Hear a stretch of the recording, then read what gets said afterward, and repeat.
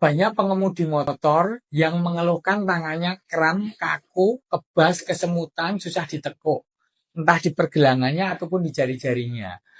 Biasanya dirasakan pada bangun tidur pagi hari atau setelah berkendaraan malam hari atau pulang kerja misalnya. Ini penyebabnya terjadinya kekakuan otot maupun pada ketegangan saraf. Kan di pergelangan tangan kita itu ada berjalan 3 saraf ya. Saraf radialis, medialis, sama lunaris. Karena akibat traksi, tarikan, maupun getaran oleh motor maupun jalan yang tidak rata, ya ataupun tekanan terus-menerus, entah karena ngupling atau karena mengegas terus, itu bisa menyebabkan terjadinya ketegangan otot dan dalam jangka panjang bisa menyebabkan yang namanya neuropati perifer, yaitu kerusakan pada sel-sel saraf tepi. Ya, jadi baik itu saraf sensorik maupun motorik. Pada beberapa jurnal sudah dilakukan penelitian, ada perbedaan secara signifikan antara yang pemotor dan yang bukan.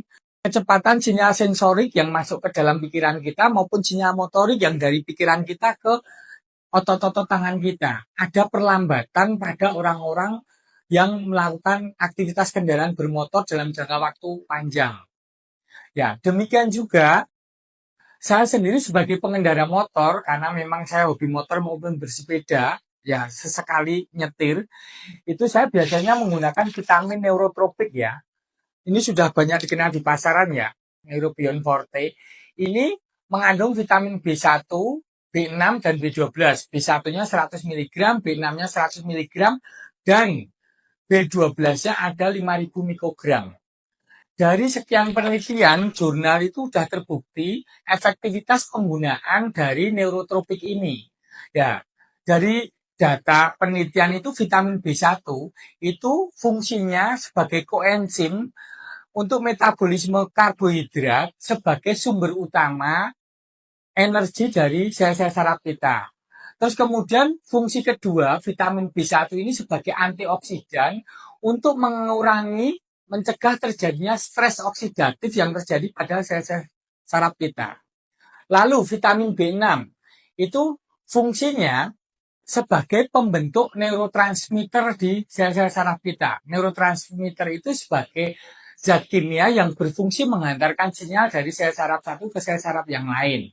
Kemudian juga berfungsi menghambat glutamat neurotoksik yang bisa merusak sel-sel saraf kita.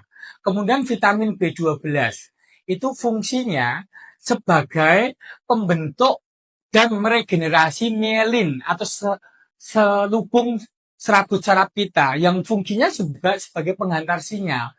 Ya, jadi selain penggunaan untuk kram, kaku, atau kesemutan di tangan, vitamin neurotropik tadi juga fungsinya juga untuk pergelangan kaki karena saraf tibialis kita juga sering tertekan karena kita nginjek peda maupun kopling secara berulang-ulang. Ya, jadi buat teman-teman, selain vitamin neurotropik yang saya sebutkan tadi, mungkin teman-teman bisa melakukan gerakan peregangan ya, ke arah luar, demikian juga perendaman air hangat. Dan kemudian sering dikibas-kibaskan seperti ini. Silakan minum neurotropik.